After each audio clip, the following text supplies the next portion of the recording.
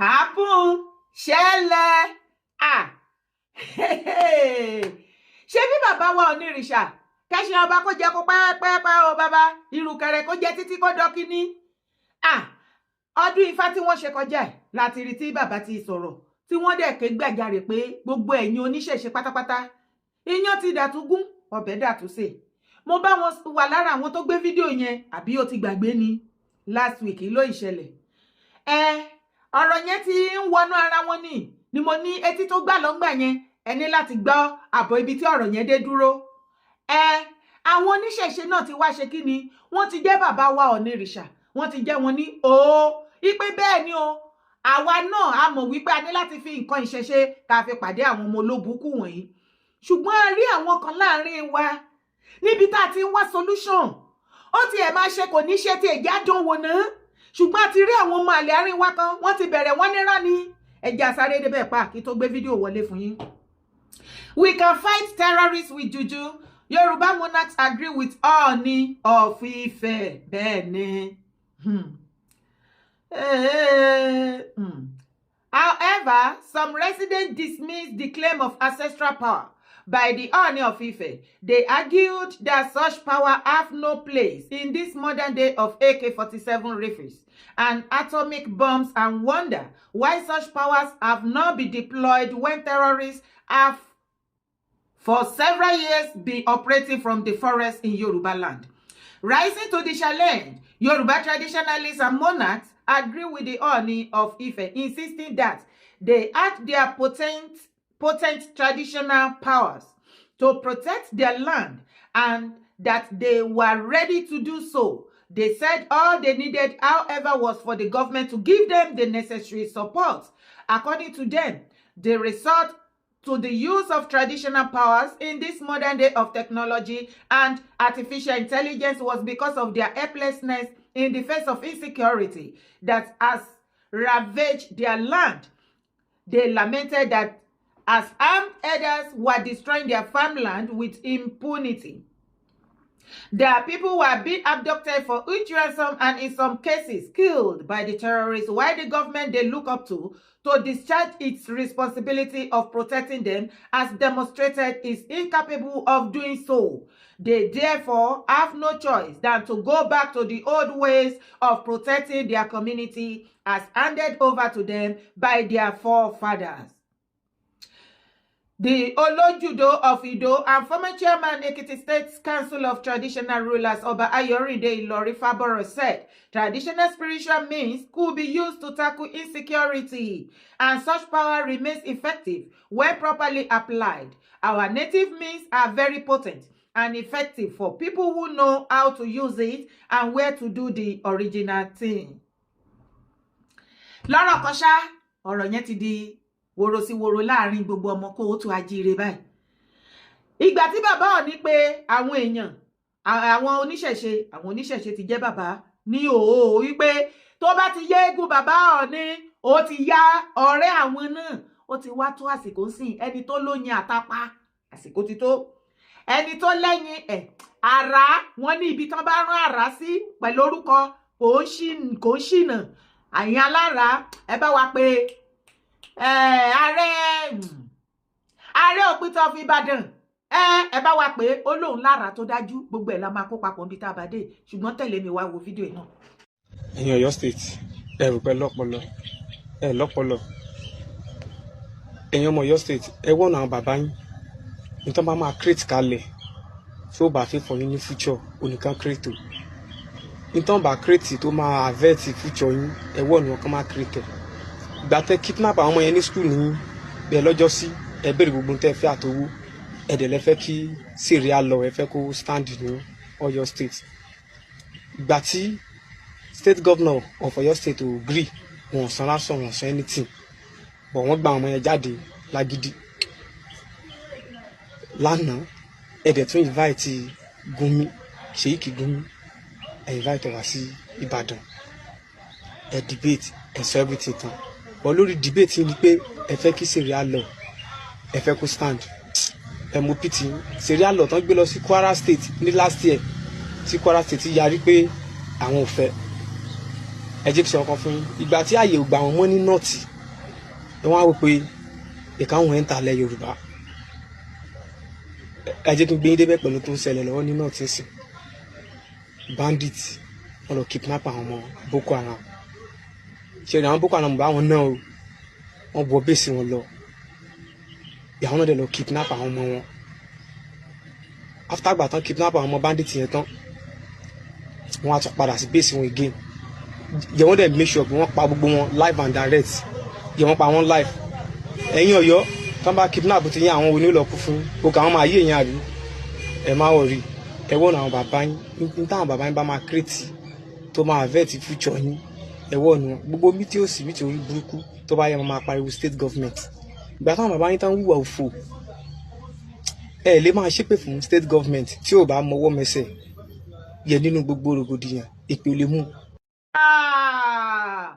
Gbogbo ọmọ ìran mi ṣe ráyé ó ti wá dà báyìí ṣé a fẹ́ sọ wípé sójà yìí ò mọ̀ nǹkan tó ń sọ àbí kò sọ tọ̀rọ̀ paríparí ẹ̀ ó ní bandit lọ kidnap àwọn boys Boko ó kidnap Boko boys náà wá padà lọ kidnap bandit nílùú tó lọ́ba tó ní president. Nigeria is a joke. Aláṣìmáwọ Netflix Prime Video gbogbo bẹ̀ náà ìmọ̀ gbé kéèsì Nàìjíríà dé.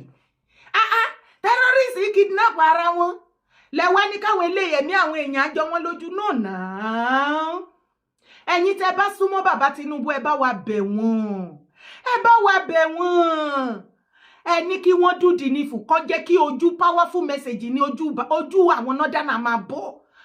Ẹ sọ fún bàbá Tinubu bàbá gbàjẹ́ ẹ̀yin tẹ́ bá rí fídíò ìtẹ́súnmọ́ bàbá Tinubu lára ẹ̀yin tẹ́ ń bá wọn sọ̀rọ̀ tẹ́ fún wọn advice tí wọ́n gbọ́ ẹ ní kí wọ́n gbá bá wa fún wọn ní idea yìí. Gbogbo army recruitment tẹ́ ń ṣe láti south ẹni pé kò low turnout àwọn èèyàn òdìdé bẹ́ẹ̀ ni because terrorist ló ti kún ló ti ajáke army wa ní northern part of Nigeria.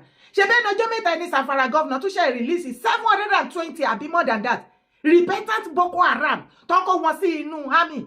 Ẹ wá ní ká kó àwọn ọmọ wa lọ síbi ibẹ̀ no now bàbá Tinubu kò make sense ẹ̀yin náà inú bí yín sìn wọ́n pa army general yín kan ẹ wá ní this is the height of it all ní release àwọn terrorist brothers wọn tí wọ́n torí ẹ̀ ń pa àwọn èèyàn ṣé wọ́n ṣẹ̀ṣẹ̀ pa army general ní àìmọye army general tán ti padà nù ṣé àwọn tó ń pa army general lẹ́ni ká kó àwọn ọmọ wa ká kó lọ síbi ibẹ̀ no now bàbá Tinubu ẹgbọ́n mọ́ tinú yín ṣùgbọ́n idea tí mo fún yín bàbá tẹ́ bá lè mú lò Ọlọ́run bá ń gbọ́ ìjọ tẹ́ bá kọ́kọ́ sọ síta tẹ́ gbé àṣẹ yẹn jáde tí yóò sì fọwọ́ sí wípé ní south o as it is kí wọ́n recruit àwọn youth wa tó bá fẹ́ ṣe army both boys and girls but only can remain ní south ńbẹ̀ fún training and after their training ibẹ̀ náà ti máa ṣiṣẹ́ tó máa deploy wọn ní kó wọn lọ sí north lọ fún training kò sọmọ wa kankan tó ń lọ bẹ̀ irọ́ terrorist ti ajáke lẹ́mí àwọn ọmọ wa ta fẹ́ fi ṣọ àwọn tó ń pa army general tẹ́ bá dẹ̀ parí training ní south ẹ má kó wọn lọ sí north lọ south ẹ jẹ́ kí àwọn army north kí wọ́n máa ṣọ́ra wọn ní north ńbẹ̀ fẹ́ rí northern army sójà kankan ní south mọ́ àwa tá a jára wa máa ṣọ́ra wa ńbẹ̀ ṣé ẹ rí tí kinní yẹn jọ tó bá kọ́kọ́ jáde lọ́ọ̀ láti mídíà gbé bàbá Tinubu ẹ wá wò ó bóyá ọmọ Nàìjíríà ẹ mọ nǹkan tó ń lọ bàbá Tinubu 70% ẹ ti báyé wọn jẹ́ ní north ṣé rí gbogbo giragira furukọ́kọ́ wèrè tán mú àkọ́kọ́ wálẹ̀ wọn àkọ́kọ́ stagger bí ìgbà tí àdó olóró balẹ̀ ní ẹ̀gbẹ́ Sultan Palace ní last year December kí wọ́n tó padà lọ sọ wípé àwọn tó fẹ́ rethink lásán another plan á tún gorí ẹ̀ bàbá Tinubu you are the only saviour for the southern níbi tá a bá dé. We are counting on you. Ẹ má fẹ̀mí wá ṣòfò. Ẹ wo 720 terrorists tí wọ́n tún ṣe ẹ̀kọ́ sí inú army. Ẹ jọ̀ọ́ bàbá Tinubu tó tún kọ́ sínú society. Bàbá Tinubu the same àwọn gómìnà fún àtàdánù ní north yìí. Wọ́n wà wípé àwọn repentant terrorists tó bá ti kó sínú army. Àwọn ni wọ́n lọ mú páàsì àwọn original ọmọ Nàìjíríà tó wà nínú army tó lọ fún àwọn terrorists ẹgbẹ́ wọn tó ń pa wọ́n. gbogbo bó bá ṣe lọ lé ambush tí wọ́n pa wọ́n àwọn náà ti máa lọ mú gbogbo information yẹn fún wọn wọn kúrò wọn repeat gbogbo wa mọ̀ why are you wasting our life ṣé Nigeria government tó waste army general's life ẹ fẹ́ wá waste our life ẹ fẹ́ waste life wa ní south kò sọ́mọ wa kọ́kọ́ tá máa encourage kó lọ join army ṣùgbọ́n bàbá Tinubu kí ẹ tó sùn gbàgbé o kí n rán yín létí he who controls ọ̀pá tàtàtà controls the government and that is what the Northern Caliphate are doing. Oh, no, ṣe halẹ̀ mọ́ gbogbo Nigeria. That is the power and the weapon tí wọ́n fi ti political power. Tí British kó tó gbélé wọn lọ́wọ́. Lẹ́yìn tó gbé political power lé wọn lọ́wọ́, wọ́n wá wò wípé kí ni wọ́n lè fi retain political power tí ò ní kúrò ní abẹ́ wọn ní àkàtà wọn ní Northern party ńbẹ̀. Wọ́n form cabal. And you know about all this thing, Baba Tinubu. Now, gbogbo nǹkan tó wá lè ṣe ni wípé láti jẹ́ kí power yẹn kó má kúrò lọ́wọ́ wọn kán ríra wọn as the owner tó fi ń pera wọn ní born to rule ní Nàìjíríà. Òun ni kí wọ́n hold the gun. He who holds the gun controls the government. And that is why tó ṣe jẹ́ wípé any head of state, any president tó bá jẹ́ Nàìjíríà, tó bá ti refuse láti go their own way, nǹkan tó ẹ̀ face inú ìjọba yín ò lè máa face wọ́n á make ìjọba yín unbearable wọ́n á make it useless ẹ̀rí gbogbo everywhere bó ṣe ń gbóná Tinubu must go Tinubu must go ẹ mọṣẹ́ ọwọ́ wọn náà nítorí political power ẹ ń bá wọn pò lọ́wọ́ bẹ́ẹ̀ wá ṣe ń bá wọn jàjà political power tẹ́ ẹ fẹ́ pín yẹ́lẹyẹ̀lẹ yẹn tẹ́ ti ń ṣe tẹ́ ẹ bá ti lè pín the same he who controls the gun controls the government tẹ́ ẹ̀ bá ti lè ṣe nǹkan tí mo sọ yìí pé kẹ́ recruit kẹ́ sọ fún wọn pé ní south àwa náà ti fẹ́ máa ṣe ti wá ń bẹ̀ wọ́n gbé àmì north wá sí south mọ́ wọ́n dẹ̀ gbé àmì south lọ sí north mọ́ kẹ́ wá wò bí ẹ̀ ti báyé wọn jẹ́ finally tí wọ́n ta nìyẹn ogún dé nìyẹn wọ́n mọ̀ pé tó bá try ẹni tí ikú pakú jẹ́ àwa tún wá rí àwọn ọmọ àlè olórí burúkú máa ṣàǹfààní láàrin ilẹ̀ Yorùbá bàbá Ọọ̀ni tún ké gbàjarè ẹ wòye ìgbà tá ti ń kó fún bàbá wípé bàbá ṣé ẹ fẹ́ sọ pé ẹ gbọ́ gbogbo nǹkan tó ṣẹlẹ̀ ẹ dá sí nǹkan tí bàbá dẹ̀ mọ̀ àwọn olórí gbogbo traditionalist nílẹ̀ Yorùbá olórí oníṣẹ̀ṣe ní gbogbo ilẹ̀ Yorùbá ní south west bàbá níbi ifá ọdún wọ́n dé ọdún ifá wọ́n dẹ̀ gbé gbogbo àwọn oníṣẹ̀ṣe pé nǹkan tó ní kálukú bá ní ìwọ tó ní Ọ̀ṣun ìwọ tó ń bọ Ṣàngó ìwọ tó ń bọ Ọ̀rúnmìlà onífá èyíkéyìí ó yá àsìkò ti tó àwárí ẹ̀yin ojúlówó olórúkọ ọmọ àlè kan ẹ tó ti sá irọ́ ni ìṣẹ̀ṣe ò lè ran bọ́ǹbù ìṣẹ̀ṣe ò lè kojú AK-47 ìṣẹ̀ṣe ogun ò lè ṣe anything kí ló dé láti ọdún ìtàn tí ń operate nílẹ̀ Yorùbá kí ló dé tán lò ṣẹ̀ṣe àwọn tó ní ṣẹ̀ṣe tán bá wá sọ wípé wọ́n ti jí wọ́n sùn gbà yẹn wọ́n wá ti jí nísìn ewo wà tí ẹ bẹ́ẹ̀ ó tiẹ̀ máa parí ẹ̀ ó máa kojú bọ́ǹbù kò ní kojú AK-47 ṣe bẹ́ẹ̀ tiẹ̀ sì jẹ́ ká lò ó ọmọ akú ọmọ ayé tí èsì já kọ́ lọ́mọ kí owó ọmọ ṣọ́ṣẹ́ pè fún ẹ̀yin kan nínú ìran Yorùbá yìí ni ìwọ lọ́hùn ẹ̀yin èèyàn mi kílẹ̀ yín náà rí sí ẹ ti mọ̀ pé ibẹ̀ ní kọ́kọ́ là ń lọ. wọ́n ní Fulani settlers abandon southern community cite ethnic profiling. Many Fulani settlers in the southern part of the country are quietly abandoning communities they have lived in for decades over alleged ethnic profiling and rising insecurity. Findings showed that many Fulani settlers in the southeast and southwest are either fleeing or being forced out of the community they have lived in for years, as host communities accuse them of complicity in terrorism and banditry. Some of the settlers disclosed that many of them were facing hostility while their cattle have been stolen, a development that has triggered a gradual migration of herders and cattle breeders to West Africa country and other locations perceived as safer.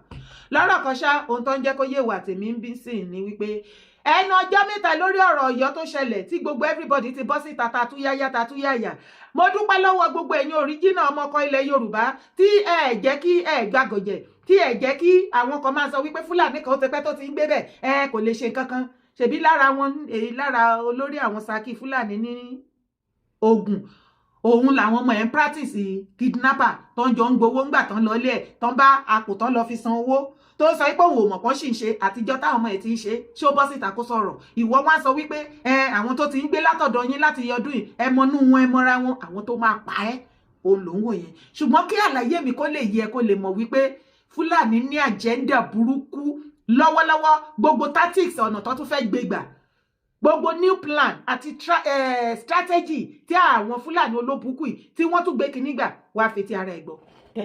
a new WhatsApp group that will be created by the Fulani terrorists. And they are going to use this WhatsApp group to communicate the people that is going to be giving them vital information about their victims and some government officials that are actually their targets. This WhatsApp number shall have some particular number of members, and these members are going to be highly paid as the Lord lives. They are going to be highly paid. They are going to be paid millions monthly, all right, to be partakers of this particular WhatsApp group. The Nigerian military will lose a lot of men to the Fulani group, to the terrorist group, not by virtue of battle, no, but by virtue of negotiation. Banditry in Nigeria will become a very, very big lucrative business to many Nigerian youths because of poverty, because of starvation, because of lack of funds to feed or to survive. Then, in less than 4 months from now, the ISIS group are going to join the Fulani group, the existing Fulani group in Nigeria, to further unleash the greater terror in Nigerian soil. This is going to happen in less than 4 months from now. Today is the 6th of June, 2026. There is a negotiation going on between the Fulani existing terrorist group in Nigeria and the ISIS for them to join them in Nigeria. And when this conversation gets successful, the Fulani group are going to introduce a new techniques in extracting ransom from their victims. The Fulani terrorists will implement new strategies towards conquering and Islamizing Nigeria and Africa at large. They shall start funding private organizations in Nigeria. They will start giving giveaway to Nigerian youths. In other words, trying to buy the mind of the youths and making them see what they are doing as though it is beneficial to them. They will start paying huge amounts to traditional rulers across Nigeria in order for them to get more allocation and dominate the forest. Huge number of Nigerian youths will start considering this banditry as a lucrative business. The Fulani agenda is to Islamize Nigeria because they know that if they can be able to get Nigeria, they will get the entire Africa Islamized. So the agenda has started already and they are on it. All you need to do is to realize the truth. And what is the truth? The government of Nigeria has no power. In the person of Tinubu, he has no power over the banditry. He's helpless, him himself, because of some particular things that he has signed as an agreement. So you have to protect yourself by yourself. For Fulani to succeed in Islamizing the whole of Africa, Nigeria is #1 country that is needed to do that successfully. Remember, Nigeria has the resources that it takes, it has the population that it takes for them to be able to capture the entire Africa's sub-region.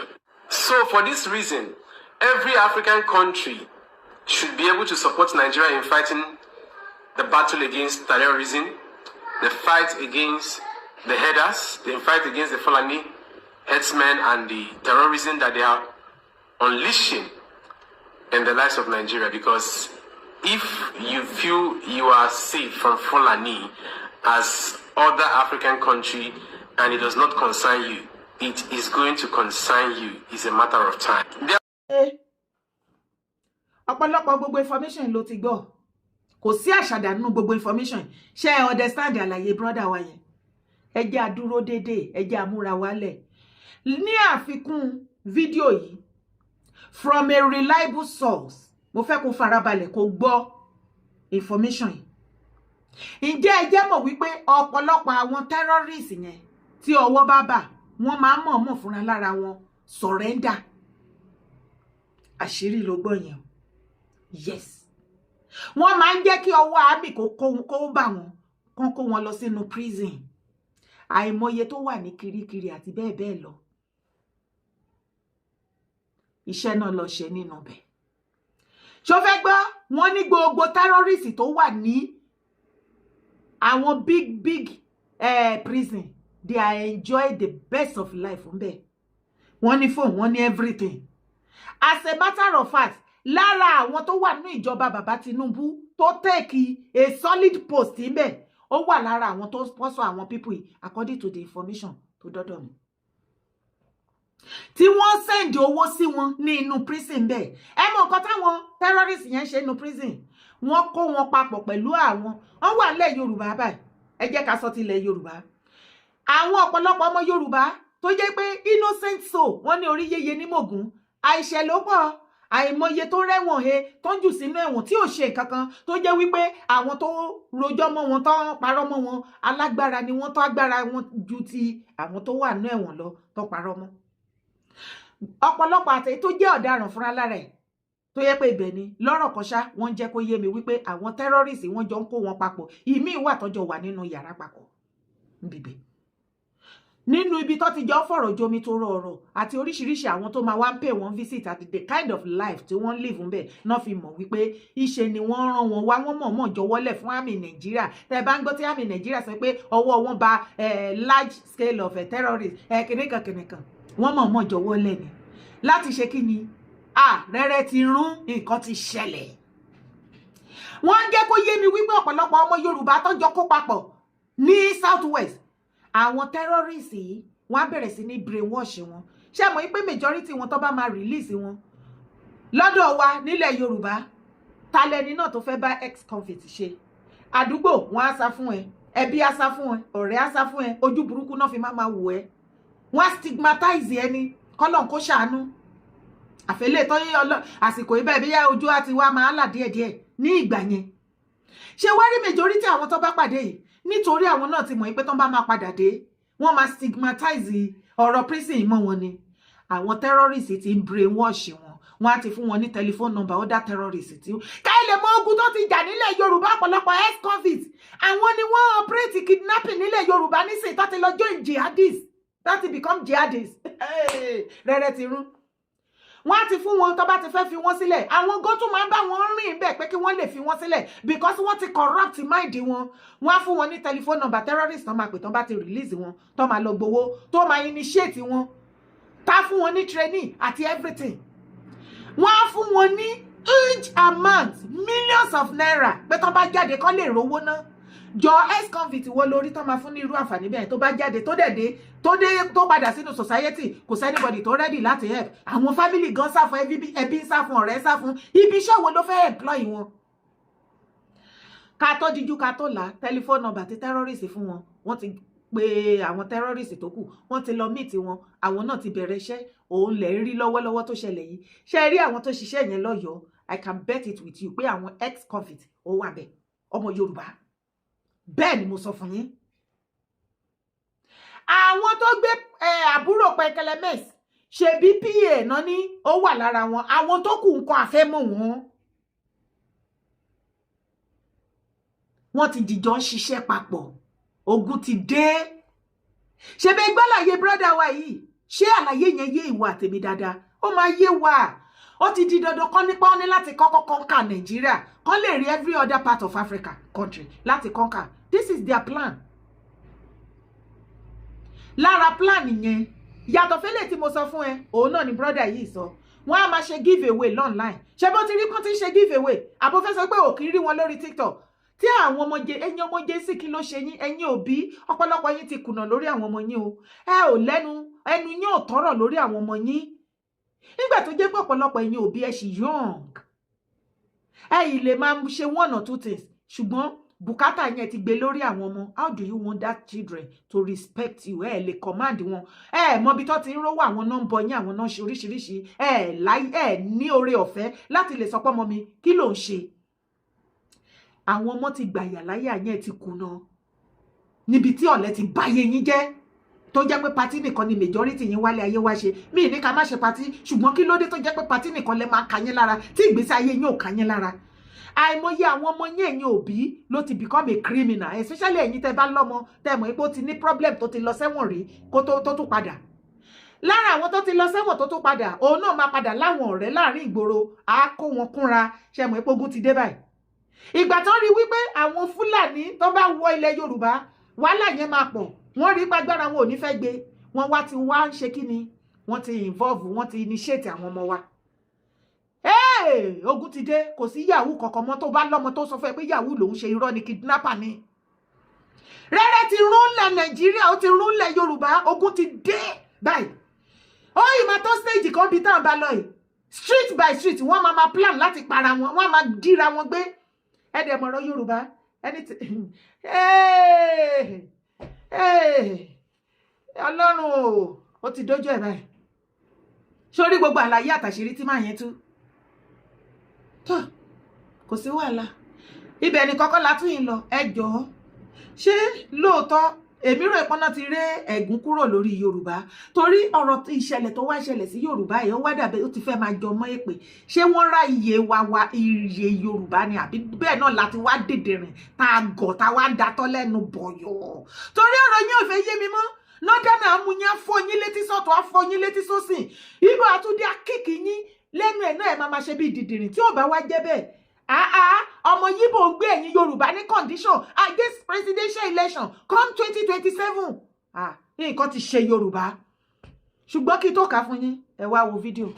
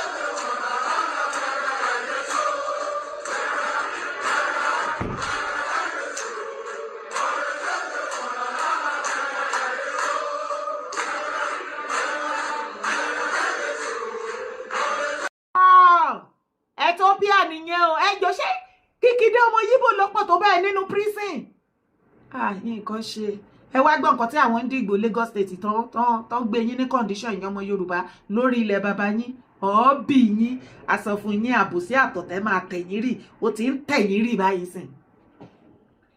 Breaking. Igbos in Lagos issue ultimatum to APC ahead of 2027 election. Igbo stakeholders in Lagos have handed the ruling All Progressive Congress APC a list of non-negotiable conditions, warning their failure to comply means zero vote for President Tinubu and a vote non-ship ticket in 2027. Their demands: House of Rep ticket for 3 federal constituencies, compulsorily, Ajeromi Ifelodun, Amuwo Odofin, and Oshodi Solo. Meaningful appointment in Lagos State and local government. They claim 45% of Lagos population is Igbo. Igbo, nìyẹn kìí ṣe Igbo.